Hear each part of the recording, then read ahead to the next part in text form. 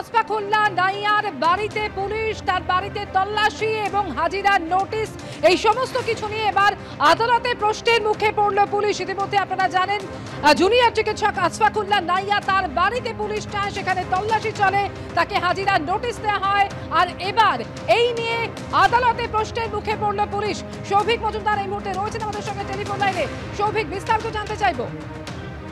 দেখো, প্রথমত এই যে এফআইআর আসফাকুল্লাহ নাইয়ার বিরুদ্ধে পুলিশের তরফ থেকে দায়ের করা হয়েছে, সেই গোটা প্রক্রিয়া নিয়ে মাননীয় বিচারপতি তীর্থঙ্কর ঘোষ তিনি ক্ষোভ প্রকাশ করেছেন এবং তার বক্তব্য হলো যে এই যে এফআইআর করা হয়েছে, সেই এফআইআর করার আগে যে তথ্য প্রমাণ দরকার ছিল, ন্যূনতম যে সামগ্রী দরকার ছিল, সেই সামগ্রী কোথায় রয়েছে, অর্থাৎ যেখান থেকে প্রমাণ হবে যে তিনি নিজেকে ইএনটি বলে দাবি করছেন, তিনি ইএনটি স্পেশালিস্ট বলে দাবি করছেন, সেই সপক্ষে যে প্রেসক্রিপশন প্রয়োজন, সেই প্রেসক্রিপশন কোথায় রয়েছে, সেই প্রশ্ন তিনি উঠিয়েছেন। তার পাশাপাশি তিনি এই প্রশ্ন তুলেছেন যে কোনো পেশেন্ট তারা তো এখনো পর্যন্ত এখানে অভিযোগ জানাতে আসেননি এবং যিনি অভিযোগ করেছেন তিনি কোনো পেশেন্ট নন এবং তিনি আসফাকুল্লাহ নাইয়ার সঙ্গে কোনোভাবে তিনি সম্পর্কিত নন বা কোনোভাবে তার কাছে চিকিৎসার জন্য যাননি। ফলত তার বয়ানের ভিত্তিতে কিভাবে একটা এফআইআর দায়ের হয়ে গেল ন্যূনতম কোন রকম অনুসন্ধান ছাড়া, সেই প্রশ্ন কিন্তু মাননীয় বিচারপতি তীর্থঙ্কর ঘোষ তুলেছেন।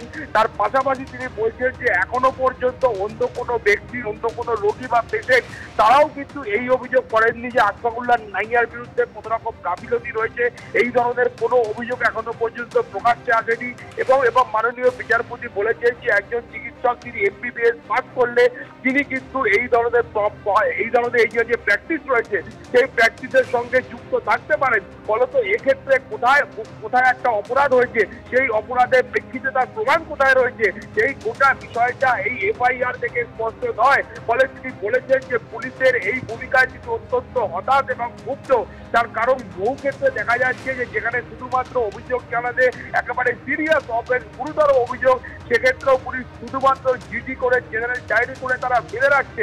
কিন্তু এক্ষেত্রে একজন ব্যক্তি থানায় গিয়ে অভিযোগ করলেন এবং অভিযোগের সঙ্গে সঙ্গে ন্যূনতম অনুসন্ধান না করে এফআইআর শুরু হয়ে গেল এবং তদন্ত প্রক্রিয়া শুরু হয়ে গেল। ফলে পুলিশের পক্ষ থেকে এই যে অবস্থান গ্রহণ করা হয়েছে, এই যে ভূমিকা গ্রহণ করা হয়েছে, সেই ভূমিকায় মাননীয় বিচারপতি তীর্থঙ্কর ঘোষ তিনি ক্ষোভ প্রকাশ করেছেন। আগামীকাল সকালের মধ্যে কেস ডায়েরি চেয়ে পাঠানো হয়েছে এবং কেস ডায়েরি আসলে পরবর্তী পর্যায়ে যে নির্দেশ রয়েছে সেটা কলকাতা হাইকোর্টের তরফ থেকে দেওয়া হবে।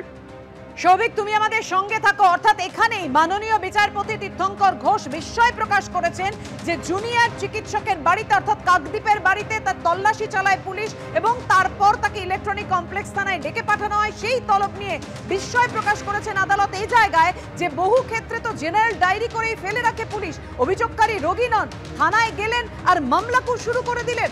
সৌভিক, জানাও আর কি প্রশ্ন তুলেছেন বিচারপতি? দেখো, একদমই এই কারণেই কিন্তু মাননীয় বিচারপতি তীর্থঙ্কর ঘোষ তিনি ক্ষোভ প্রকাশ করেছেন।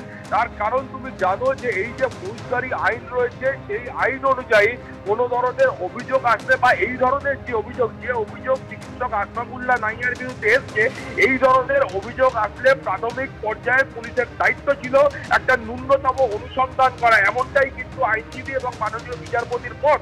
ফলে সেই প্রাথমিক অনুসন্ধান করার আগে পুলিশ যদি মনে করে যে কোথাও আদালত কার্য অপরাধ হয়েছে, কোথাও ধর্তব্যযোগ্য অপরাধ হয়েছে, সেই অপরাধের গভীরতা, সেই অপরাধের গুরুত্ব এবং সেই অপরাধের অন্য যে আঙ্গিকগুলো রয়েছে সেই আঙ্গিক খতিয়ে দেখে তারপরেই পুলিশের তরফ থেকে এফআইআর দায়ের করা হয়।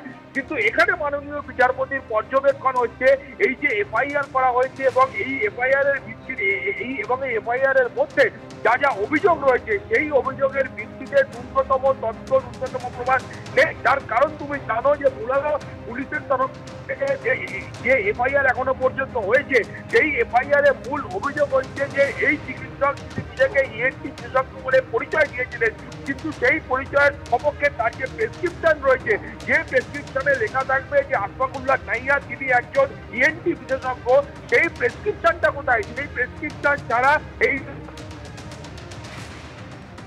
আমাদের প্রতিনিধি সৌভিক মজুমদারের সঙ্গে আমাদের যোগাযোগ বিচ্ছিন্ন হয়েছে। আমরা আবারও যোগাযোগ স্থাপন করার চেষ্টা করব এবং ছত্রে ছত্রে আজকে আদালত যেভাবে প্রশ্ন তুলল আরজিকর নাইয়ার বিরুদ্ধে কেন এফআইআর তা নিয়ে। আপনারা জানেন আরজিকর কাণ্ডে প্রতিবাদীদের অন্যতম মুখ জুনিয়র চিকিৎসক আসফাকুল্লাহ নাইয়া।